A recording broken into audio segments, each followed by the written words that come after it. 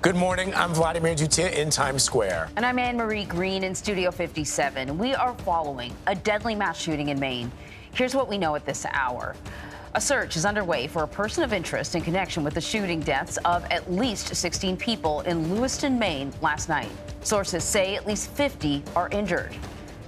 Police are looking for 40-year-old Robert Card. They say he is a trained firearms instructor and is believed to be armed and dangerous. At this time, police are urging residents in Lewiston and in neighboring towns to shelter in place, to stay inside your home and keep your doors locked as the search continues. So Bradley Blackburn is with us now from Lewiston, Maine, to kind of give us the latest on what's going on there. Bradley, what more do we know about this person of interest in the search? They were able to sort of identify a name rather quickly. They were, Anne-Marie, and overnight we learned a little bit more from a law enforcement bulletin that CBS News was able to see that had some background on this man, Robert Card.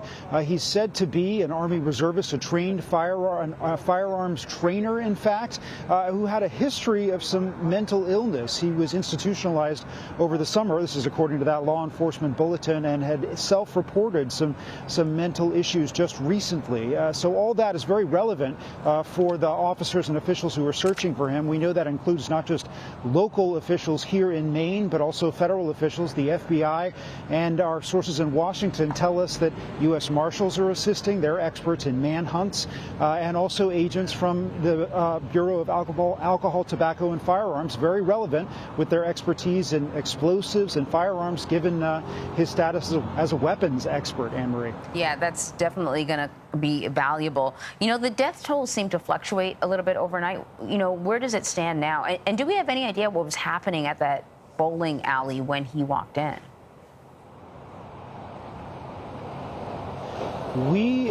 As we see so often, Anne-Marie, after these mass shootings, the death toll figure can fluctuate in the hours after an event. It's not unusual. So the number has changed. It's been reported differently overnight. Right now, CBS News is reporting that at least 16 people have been killed, but officials have warned that that number could easily rise based on what has happened in the bowling alley and at the restaurant. To give you a sense of sort of where that number, what the impact of that number is in this community across the entire state of Maine, Anne-Marie, they record fewer than 24 homicides, 24 murders in any given year. So we're talking about a situation where between these two shootings, that many lives may have been lost in a single town, in a single night, and absolutely at that bowling alley that's just down the road there. Yeah, when you mentioned that number earlier today, I was so stunned by it, I had to look it up because it just seemed so small for an entire state. So I can't imagine what the impact of this mass shooting is for this really small community. You know, we talked about the fact that the person of interest here is a trained firearms instructor, also, I think, an Army reservist, documented mental health issues.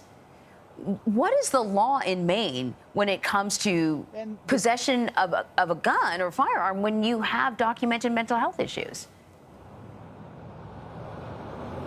That is one of the real questions here. And what we understand from advocacy groups is that the gun laws here in Maine are far more lenient than they are elsewhere in the country. So Maine is a place with a deep connection to hunting, shooting culture, and a strong history of gun rights. And so voters here and lawmakers have turned down various efforts over the years to institute things like background checks for private sales, waiting periods, and also red flag laws, which we've seen local states and localities introduce following these kinds of mass shootings to try and catch people with warning signs like mental health issues or people that have displayed some sort of threat or anger. A red flag law might allow authorities to step in and secure their weapons, take them away. But no such law exists in this state of Maine, Anne-Marie, and you have to think that in the days ahead, this discussion will come up again, as it so often does following mass shootings. I'm sure it will. Bradley, thank you so much. So for more on this, we want to bring in Mary Ellen O'Toole. She's a retired FBI special agent and director of the Forensic Science Program at George Mason University. Mary Ellen, it's always really good to see you, though usually it's under these sort of circumstances, but we really value your knowledge. You've handled similar high-profile cases in the past. What stands out to you about this shooting? I think one of the features of this case that's very unique is that it's still not resolved, meaning we don't know where he is. And with a case like this, they don't tend to turn into spree murders. A spree murder is what you often see in domestic violence, where the offender will shoot the spouse and then the parents and then the in-laws, and it could go on for hours. That's called a spree murder. This individual has kind of fallen off the grid, and I to me, that's very unusual. And if there was an opportunity over the last number of hours for this to conclude with, for example, suicide by cop, that would have already taken place. So it's just how it intends to end. And I will say this, with older offenders who engage in shooting behaviors, their conclusion or the way they can think about how it's going to end is usually a lot better structured than, say, an 18 or a 19-year-old. So it's more likely that this shooter did know how he wanted it to play out and didn't just leave it to random or leave it to chance, but we haven't seen that. So that is actually a concern, which makes me think that maybe he has suicided. I think that's a possibility, and we've just not located him yet. There are other possibilities as well. So no doubt, police are going to be digging into his background. I was actually surprised they were. We don't have any reporting on how they were able to identify this person of interest so quickly. But what will they be searching for? They found his car. They know where he lives. I'm sure they're scouring social media. What are they going to be looking for?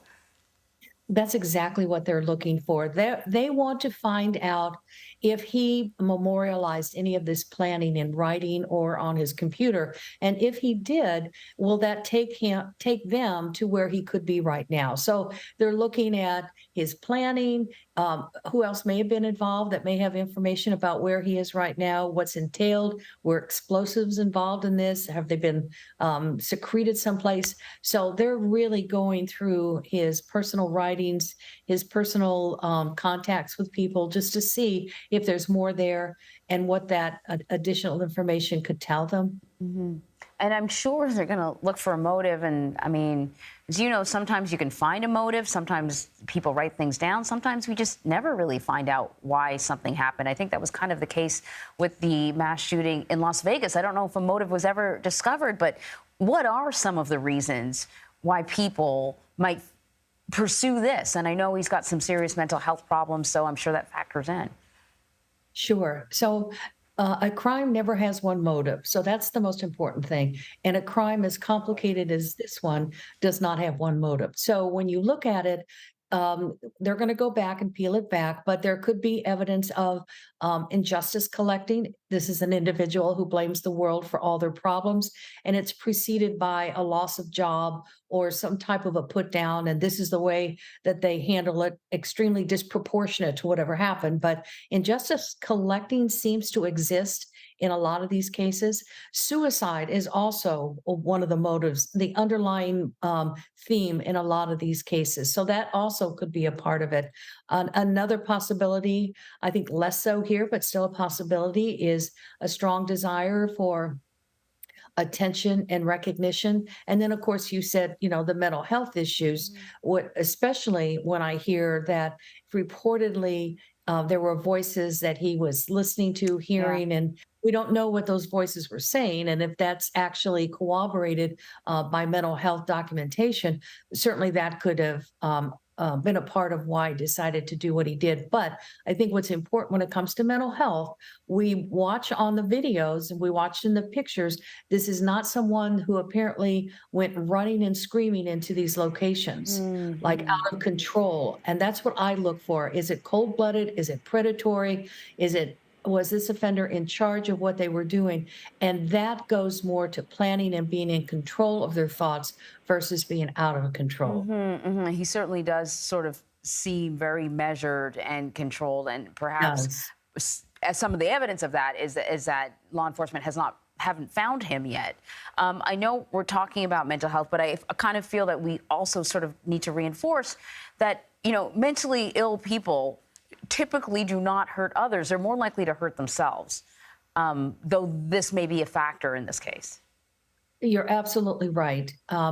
And people that do experience mental health issues are really generally they're less violent than you and I are, and so we don't want to put that that label on people that genuinely suffer from mental health issues, because we get derailed when that happens, because over the last 25 years, even more than that, we have said whoever commits a crime like this has to be mentally ill, very evil, or a monster, and none of those labels are applicable. So that, I think you pointed out something that is extremely important. All right, Mary Ellen O'Toole, thank you so much. You're welcome.